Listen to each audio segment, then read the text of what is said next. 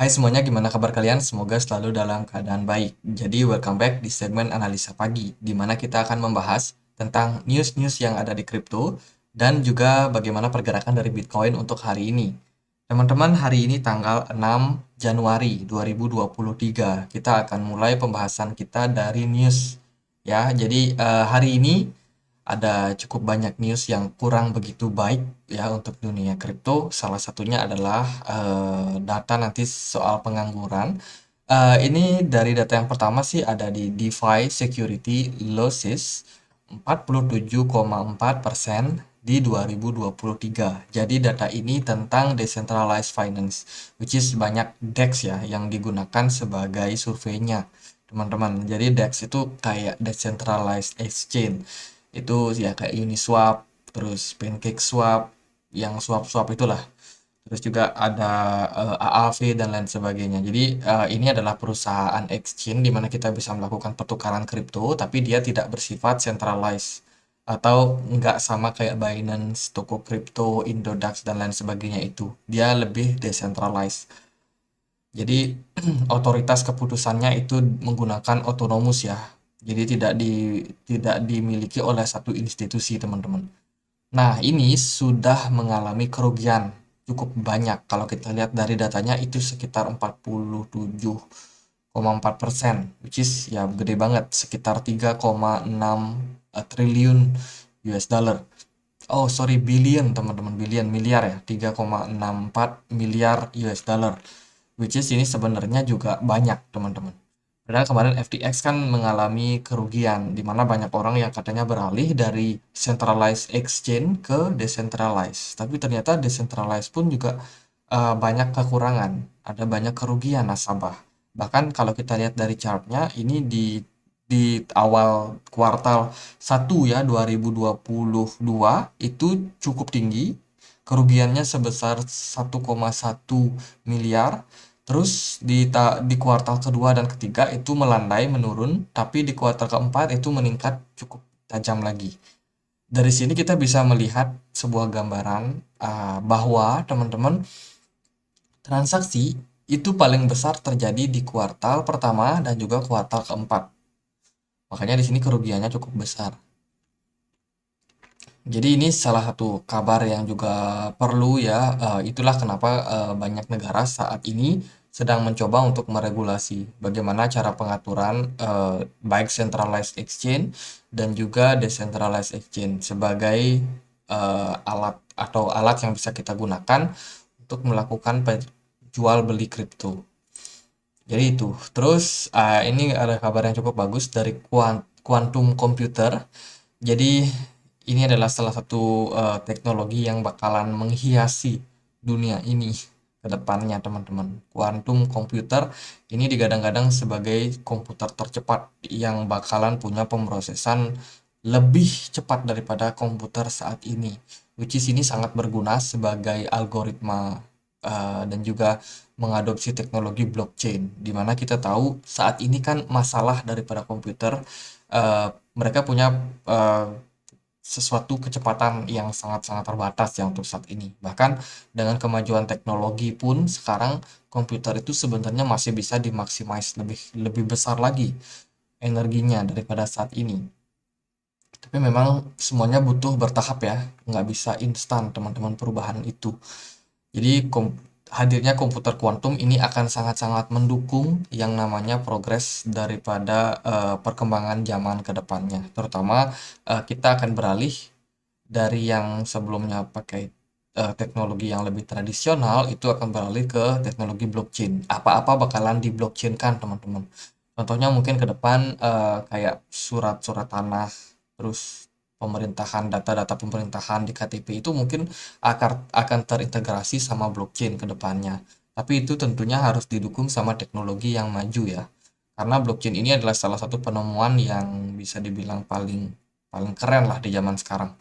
Em, di banyak negara pun saat ini sedang digarap yang namanya CBDC. Jadi ini kayak mata uangnya setiap negara. Jadi ada dolar, ada euro, ada pound sterling, ada rupiah. Tapi dia menggunakan teknologi blockchain. Jadi arahnya sekarang sudah ke teknologi blockchain semua.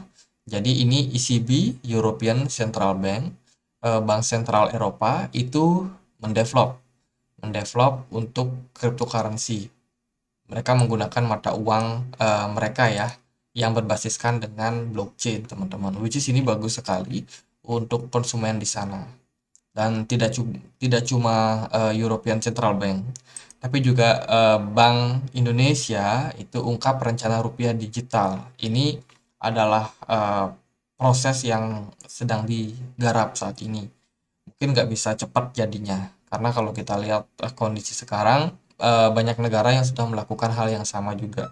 Mungkin persetujuan atau ya mungkin gimana lah kesepakatan untuk antar negara ini mungkin juga akan ada kongres-kongres yang mengikutinya. Tapi yang pasti ini nggak bakalan cepat, teman-teman. Jadi kedepannya kalau kita lihat dari pergerakan daripada dunia saat ini, mungkin kita akan melihat ya kita nanti akan familiar menggunakan transaksi dengan blockchain. Ya mirip-mirip kayak e-money, kayak Dana, kayak OVO, kayak teman-teman bertransaksi di bank. Tapi ini bedanya adalah duit yang kalian punya itu berbasiskan blockchain. Mungkin bisa dilacak oleh institusi tertentu, oleh negara ya. Jadi perpindahan uang itu bisa sangat-sangat terekam, teman-teman. Nah, dengan teknologi ini harusnya sih ke depannya semuanya bisa lebih transparan, lebih aman juga.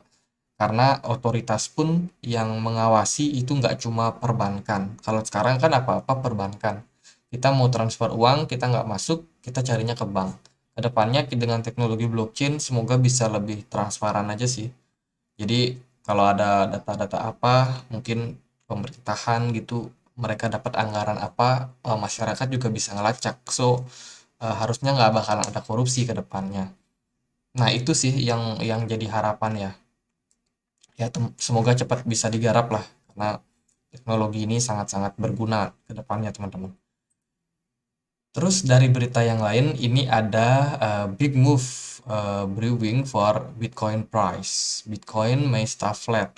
Jadi ini sebuah analisa yang menggambarkan, ini data ya, ini yang paling atas adalah chart dari Bitcoin, dan yang di bawah adalah volatility pada Bitcoin. Kalau kita lihat dari segi pergerakan chartnya, saat ini kondisi volatilitasnya lumayan ekstrim, lumayan naik dan turun. Tapi itu nggak diimbangi sama pergerakan Bitcoin, karena pergerakan Bitcoin cenderung flat, teman-teman. Jadi ini menurut analisa ini Bitcoin bakalan bergerak flat ya, stay flat. Jadi analisanya ini. Jadi memang kalau kita lihat dari beberapa pergerakan, Bitcoin memang cenderung flat. Bahkan ketika volatilitasnya kecil di time frame yang kecil itu sangat ekstrim.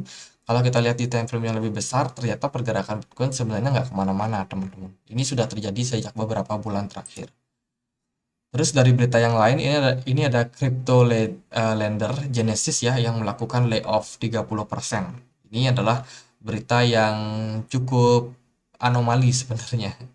Karena dari kebijakan dari banyak bank sentral yang saat ini menaikkan suku bunga, tentunya mereka punya kepentingan untuk menekan yang namanya ketenaga kerjaan. Mereka berharap banyak orang yang kehilangan pekerjaan dalam tanda kutip tentunya. Mereka nggak terang-terangan mengatakan seperti itu. Tapi kalau banyak orang yang mengalami PHK, mengalami pemutusan hubungan kerja, diharapkan daya beli mereka menurun sehingga inflasi bisa ditekan, teman-teman. Jadi ini salah satu ya sesuatu yang harus kita hadapi untuk saat ini. Akan banyak terjadi layoff. Ini dari Genesis, salah satu lender kripto ya. Terus juga ini ada data dari Silvergate, itu juga yang sahamnya terjun, teman-teman, sampai 46%. Ini karena crypto bank itu melakukan cut ya sekitar 200 pekerjaan. Ini datanya. Jadi ya kembali data pengangguran yang berbicara saat ini di US itu sudah cukup banyak ya terjadi pengangguran. So mungkin ini merupakan yang dinanti-nanti oleh banyak orang, karena kalau kita melihat sendiri kebijakan Jerome Powell yang masih agresif. Kemarin kita udah dapat tentang apa sih yang dia bicarakan, teman-teman. Karena Jerome Powell sendiri masih cukup the Fed ya khususnya itu masih cukup yakin bahwa inflasi masih bisa naik, so mereka akan tetap bertindak agresif supaya bisa menekan yang namanya inflasi. Jadi dari data kemarin kita dapat data tentang PMI untuk Inggris, manajer pembelian, ternyata datanya mengalami penguatan sedikit ya. Masih di bawah ekspektasi tapi nggak terlalu signifikan. Terus dari data perubahan tenaga kerja di Amerika Serikat, klaim pengangguran awalnya mengalami tren penurunan, teman-teman. Which is ini sebenarnya positif buat kondisi pergerakan dolar. Ya, jadi dari data ini kita bisa melihat udah makin banyak orang yang akhirnya kehilangan pekerjaan. Itu kalau kita lihat dari perubahan tenaga kerja non pertaniannya, itu meningkat, teman-teman. 235, which is ini di atas daripada ekspektasi. Jadi pemicunya ya ini, data-data seperti ini ya, layoff karyawan. Jadi inilah yang terjadi saat ini. Terus kalau untuk event hari ini mungkin yang cukup volatil adalah bisa jadi PMI konstruksi dari Inggris, kemudian juga akan ada data CPI, indeks harga konsumen atau Consumer Price Index untuk zona Eropa, terus juga akan ada ketenaga kerjaan non pertanian untuk zona US, kemudian tingkat pengangguran dan indeks manajer pembelian untuk Amerika Serikat, which is ini juga cukup penting. Mungkin pergerakan dolar bakalan kembali mengalami volatilitas. Kita akan masuk langsung ke pembahasannya. Kita mulai dulu dari pergerakan indeks dolar. Indeks dolar kemarin ngepam cukup signifikan, 0,83%, which is ini sudah sangat-sangat signifikan. Kenaikan yang terjadi itu ditopang dengan peningkatan jumlah market maker. Teman-teman, saat ini posisi dari indeks dolar sudah breakout dari yang namanya descending channel. Dia udah berhenti turun dan di sini kita sudah mendapat konfirmasi indeks dolar breakout. Nah, kalau demikian harapannya bahkan indeks dolar bisa mengalami tren penguatan lagi ke depannya. Teman-teman bisa temukan di sini. Di sini ini udah buat swing low yang lebih di atas atau kita kenal dengan higher low ya. Jadi progresnya mungkin akan seperti ini ke depannya. Jadi dia akan cenderung membuat yang namanya higher low baru. Nah, kalau sebelumnya kan indeks dolar membuat lower low ya. Jadi dia buat titik terendah, penurunan yang lebih rendah, semakin turun semakin merendah. Nah, kalau sekarang kita udah melihat satu higher low terbentuk, which is kedepannya kita harapkan bisa terjadi higher low berikutnya. Jadi kalau memang trennya seperti itu, kita akan melihat potensial indeks dolar kembali menguat ke depannya. Meskipun sebenarnya di beberapa hari sempat terkecoh juga sih sama pergerakan dari indeks dolar. Terutama ketika dia di sini ya. Ini benar-benar volatilitas yang sangat-sangat parah. Jadi dia sometimes dia breakdown, kemudian dia breakout, terus dia turun lagi, teman-teman. Di situ ada sebuah eh ya, sebuah sesuatu yang mendebarkan. Wah, ini bener nggak analisanya? Bener nggak naik? Ternyata kalau kita lihat dari data saat ini, dengan kita lihat indeks dolar sudah breakout, mungkin kepercayaan bahwa indeks dolar bakalan naik itu akan lebih besar kondisinya. Apalagi mereka membuat higher low yang baru. Nah, kenaikan dari indeks dolar ini berdampak sama emas. Emas kemarin drop ya. Emas drop cukup signifikan 1%, lumayan untuk emas. Saat ini untuk volume perdagangannya memang cenderung kecil. Kita udah bicarakan ini sebelum-sebelumnya. Volume perdagangan dari emas cenderung kecil tapi harganya cenderung naik. Bentar lagi pasti dia bakalan turun. Tinggal nunggu waktu aja. Mungkin ini adalah waktu yang tepat buat indeks gold ya. Gold ini gold berbanding rupiah itu akan mengalami tren penurunan dalam jangka waktu dekat sepertinya. Oke, emas turun kemarin, IHSG drop parah ya, turun 2,3%. Ini indeks saham Indonesia, teman-teman. Terjadi panic selling di market karena memang dalam beberapa waktu investor asing udah keluar banyak sekali dari market. Kemarin sempat relief rally tapi nggak kuat, akhirnya dibanting. Jadi ya mungkin akan ada diskon besar-besaran, teman-teman. Kita nggak jadi naik, nggak jadi ke 7.400 dalam jangka waktu dekat. Kita kayaknya dari saham ya, kita bakalan turun lagi. Perkiraanku sih bisa di 6 ribuan, 6.200 atau di 6.000. Di sini ada support juga ya di 6.200 dan juga di 5.800. Ini ada posisi sideways yang cukup panjang kemarin. Mungkin bakalan dites dalam jangka waktu dekat. Dari indeks saham Amerika kemarin drop 1,1%, which is ini juga didukung sama dolar ya yang mengalami penguatan. Tapi kita lihat trennya masih cenderung sideways dan masih ada level support di 3780. Untuk Bitcoin gimana? Nah, Bitcoin itu unik teman-teman. Bitcoin ini dia strong banget ya, bertahan di 16.800. Ini bikin kita jadi kayak was-was juga. Kenapa demikian? Kemarin untuk closing time frame daily buat Bitcoin cukup positif. Bitcoin create satu candle hijau, teman-teman. Saat ini kita create doji, on the way create doji. Kayaknya bakalan doji. Nah, kalau kita lihat dari data ini sebenarnya Bitcoin itu nggak terlalu gimana-gimana. Volume perdagangannya naik, tapi nggak yang signifikan banget kenaikannya. Jadi kita bisa lihat di sini kenaikannya cukup cukup lumayan lah. Tapi kalau kita lihat dari daily, pergerakan market maker itu belum ada. Jadi poin saya adalah Bitcoin masih bergerak dalam trend sideways. Kalau kita lihat di daily-nya. So ini nggak terlalu ideal buat trading sebenarnya. Tapi ya teman-teman yang mau trading jangka pendek ya tetap bisa. Kalau kayak gini berarti dia ketahan di level 16.900 ya kita bisa pasang short, berarti kita expect kalau resisten ini cukup kuat sehingga Bitcoin bisa turun ya, terkoreksi. Targetnya paling 6.600, 16.600 target jangka pendeknya. Tapi ya tergantung lifestyle trading teman-teman. Kalau dari aku sendiri melihat ini masih cenderung flat ya. Terus dari 4 jam kita masih ada market maker yang menggerakkan market. Tapi overall pergerakan Bitcoin cenderung sideways saja kemarin. Dia flat bergerak sideways. Naik ke 16.900 terus turunnya ke 16.700. Terus balik lagi di tengah-tengah di 16.800. Ini nggak sinkron sama pergerakan dari US dollar yang naik. Ya, market kayak gini anomali teman-teman. Untuk Bitcoin sendiri saya rasa kita bakalan sideways dalam tren yang panjang. Mungkin akan sesuai sama analisa yang tadi, yang ini ya kalau nggak salah. Oh bukan, ini. Jadi analisa yang bilang Bitcoin bakalan sideways ini bakalan cukup relevan dengan kondisi Bitcoin saat ini. Karena Bitcoin benar-benar lepas dari pergerakan indeks dolar. Saat ini dia punya pergerakan sendiri. Tapi by the way hati-hati aja karena kita masih dalam major trend bearish ya. Hati-hati sama tren penurunan. Meskipun ada relief rally kecil, ya itu hal yang biasa terjadi.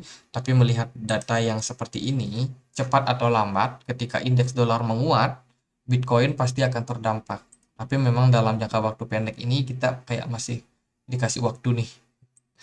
Bitcoin seperti masih dikasih waktu. Jadi kalau kita lihat dari pergerakan chartnya ya, ini banyak yang jual emas, banyak juga yang jual saham. Mereka dibelikan dolar, karena dolar ada possibility buat relief rally sebentar. Tapi mereka yang punya Bitcoin itu belum melakukan penjualan.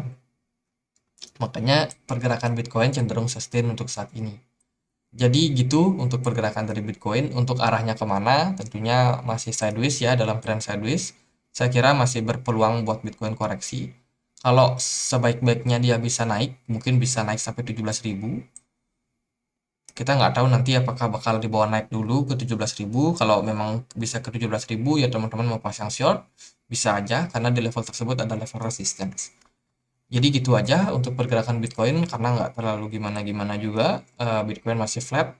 Kita belum melihat sesuatu yang cukup menjanjikan buat Bitcoin untuk saat ini. Termasuk kalau kita cek di time frame yang lebih kecil, pergerakannya masih cenderung flat ya.